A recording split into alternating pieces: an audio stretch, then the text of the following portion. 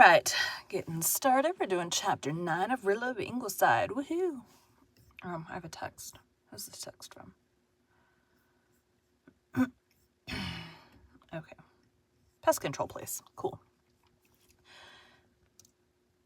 Today we'll be continuing Rilla of Ingleside by Lucy Maud Montgomery.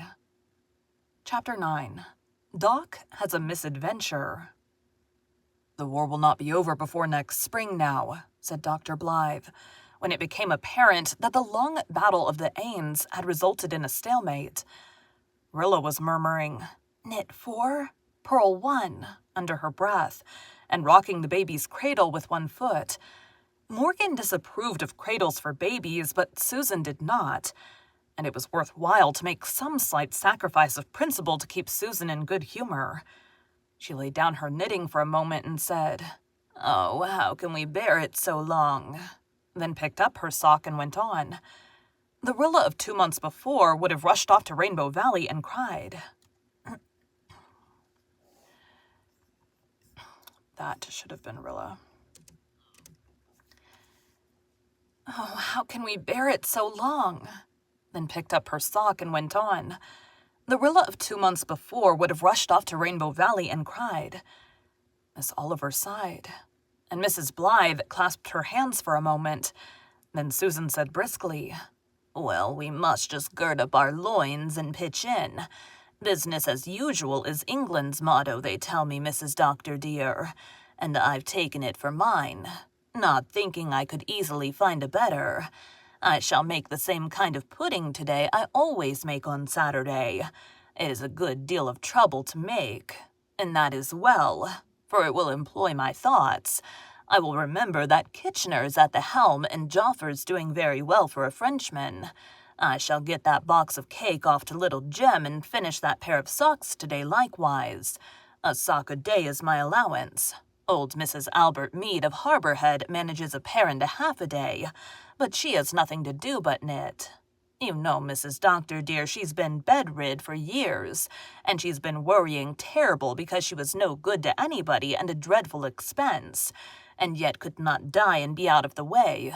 And now they tell me she's quite chirked up and resigned to living because there's something she can do, and she knits for the soldiers from day to dark.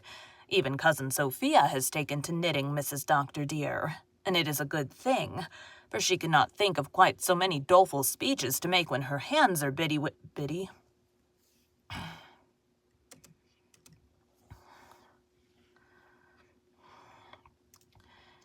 For she cannot think of quite so many doleful speeches to make when her hands are busy with her needles instead of being folded on her stomach. She thinks we will all be Germans this time next year, but I tell her it will take more than a year to make a German out of me. Ow. Do you know that Rick McAllister is enlisted, Mr. Doctor? Do you know that Rick Damn it! Do you know that Rick McAllister has enlisted, Mrs. Doctor dear? And they say Joe Milgrave would too, only he's afraid that if he does, that Whiskers on the Moon will not let him have Miranda. Whiskers says that he will believe the stories of German atrocities when he sees them, and that it is a good thing the Rangs Cathedral has been destroyed because it was a Roman Catholic church.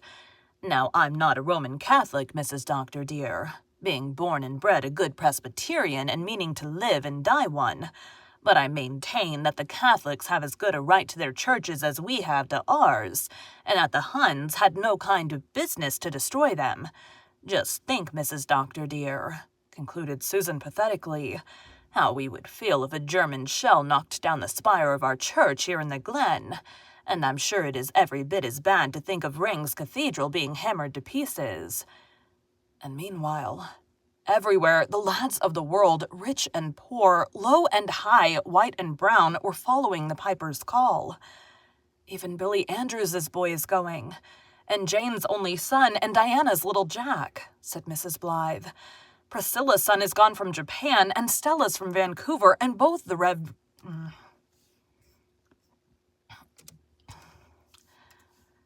Priscilla's son is gone from Japan, and Stella's from Vancouver, and both the Reverend Joe's boys. Philippa writes that her boys went right away, not being afflicted with her indecision. Jem says they think... Doctor. Jem says that he thinks they'll be leaving very soon now, and that he will not be able to get to and that he will not be able to get leave to come so far before they go, as they will have to start at a few hours' notice, said the doctor, passing the letter to his wife. That is not fair, said Susan indignantly. Had Sir Sam Hughes no regard for our feelings? The idea of whisking that blessed boy away to Europe without letting us even have a last glimpse of him. If I were you, Doctor dear, I would write the papers about it. Perhaps it is as well, said the disappointed mother. I don't believe I could bear another parting from him, now that I know the war will not be over as soon as we hoped when he first left. Oh, if only... But no, I won't say it. Like Susan and Rilla, concluded Mrs. Blythe, achieving a laugh.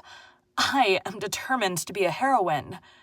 You're all good stuff, said the doctor. I'm proud of my womenfolk. Even Rilla here, my lily of the field, is running a Red Cross Society, full blast, and saving a little life for Canada. That's a good piece of work.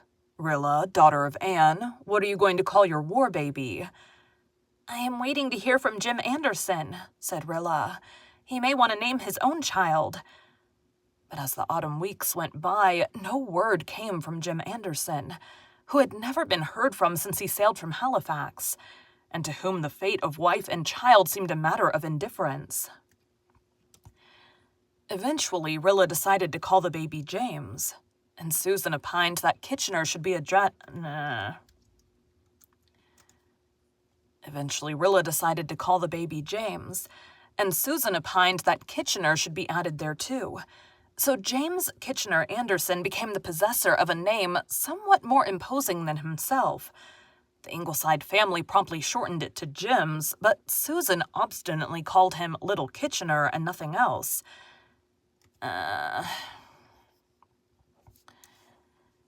Jims is no name for a Christian child, Mrs. Doctor dear, she said disapprovingly.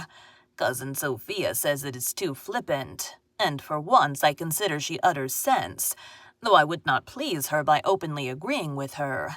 As for the child, he's beginning to look something like a baby, and I must admit that Rilla is wonderful with him, though I would not pamper pride by saying so to her face. Mrs. Doctor dear, I shall never forget the first sight I had of that infant lying in that big soup tureen rolled up in dirty flannel. It is not often that Susan Baker is flabbergasted, but flabbergasted I was then, and that you may tie to. For one awful moment I thought my mind had given way and that I was seeing visions. Then thinks I, no, I never heard of anyone having a vision of a soup tureen, so it must be real at least, and I plucked up confidence. When I heard the doctor tell Rilla that she must take care of the baby, I thought he was joking, for I did not believe for a minute she would or could do it. But you see what has happened, and it is making a woman of her. When we have to do a thing, Mrs. Doctor dear, we can do it. Susan added another proof to this concluding dictum of hers one day in October. The doctor and his wife were away. Rilla was presiding over Jim's afternoon siesta upstairs, purling 4 and knitting 1 with ceaseless vim. Susan was seated on the back veranda shelling beans, and Cousin Sophia was helping her. Peace and tranquility brooded over the glen. The sky was fleeced over with silvery shining clouds. Rainbow Valley lay in a soft autumnal haze of fairy purple. The maple grove was a burning bush of color, and the hedge of sweet briar around the kitchen yard was a thing of wonder in its subtle tintings.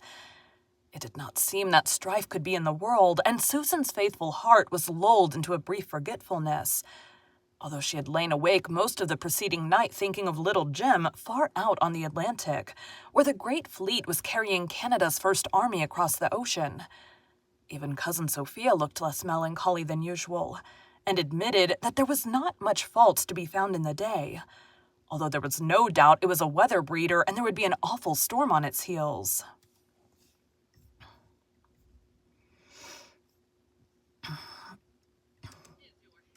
Is your hair? Lots of attitude. "Things is too calm to last," she said. As if in confirmation of her assertion, a most unearthly din suddenly arose behind them. It was quite impossible to describe the confused medley of bangs and rattles and muffled shrieks and yowls that proceeded from the kitchen, accompanied by occasional crashes. Susan and Cousin Sophia stared at each other in dismay. "What upon earth has broke loose in there?" gasped Cousin Sophia. "It must be that Hyde cat gone clean mad at last," muttered Susan. "I've always expected it." Rilla came flying out of the side door of the living room. "What has happened?" she demanded. "It is beyond me to say, but that possessed beast of yours is evidently at the bottom of it," said Susan. "Do not go near him, at least. I will open the door and peep in. There goes some more of the crockery. I've always said that the devil was in him, and that I will tie to." "It is my opinion that the cat has hydrophobia," said Cousin Sophia solemnly. "I once heard of a cat that went mad and bit 3 people, and they all died a most terrible death and turned black as ink." Undismayed by this, Susan opened the door and looked in. The floor was littered with fragments of broken dishes, for it seemed that the fatal tragedy had taken place on the long dresser where Susan's array of cooking bowls had been marshaled in shining state. Around the kitchen tore a frantic cat with his head wedged tightly in an old salmon can. Blindly he careered about with shrieks and profanity commingled, now banging the can madly against anything he encountered, now trying vainly to wrench it off with his paws. The sight was so funny that Rilla doubled up with laughter. Susan looked at her reproachfully. "I see nothing to laugh at. That beast has broken your ma's big blue mixing bowl that she brought from Green Gables when she was married. That is no small calamity in my opinion. But the thing to consider now is how to get that can off Hyde's head."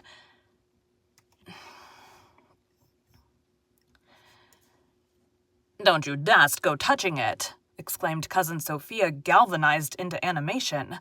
"It might be your death. Shut the kitchen up and send for Albert." "I am not in the habit of sending for Albert during family difficulties," said Susan loftily. "That beast is in torment, and whatever my opinion of him may be, I cannot endure.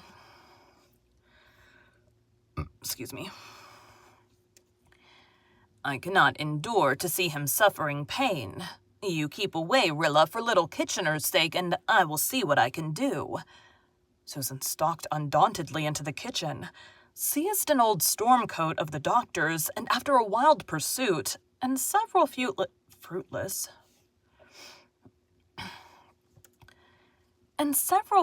dashes and pounces, managed to throw it over the cat and can. Then she proceeded to saw the can loose with a can opener, while Rilla held the squirming animal rolled in the coat. Anything like Doc's shrieks while the process was going on was never heard at Ingleside. Susan was in mortal dread that the Albert Crawfords would hear it and conclude she was torturing the creature to death. Doc was a wrathful and indignant cat when he was freed. Evidently he thought the whole thing was a put-up job to bring him low. He gave Susan a baleful glance by way of gratitude and rushed out of the kitchen to take sanctuary in the jungle of the sweetbriar hedge, where he sulked for the rest of the day. Susan swept up her broken dishes grimly. "The Huns themselves couldn't have worked more havoc here," she said bitterly. "But when people will keep a satanic animal like that, in spite of all warnings, they cannot complain when their wedding bowls get broken. Things have come to a pretty pass when an honest woman cannot leave her kitchen for a few minutes without a fiend of a cat rampaging through it with his head in a salmon can." Thank you for joining Bite at a Time Books today, while we read a bite of one of your favorite classics. Again, my name is Bree Carlile, and I hope you come back tomorrow for the next bite of Rilla of Ingleside.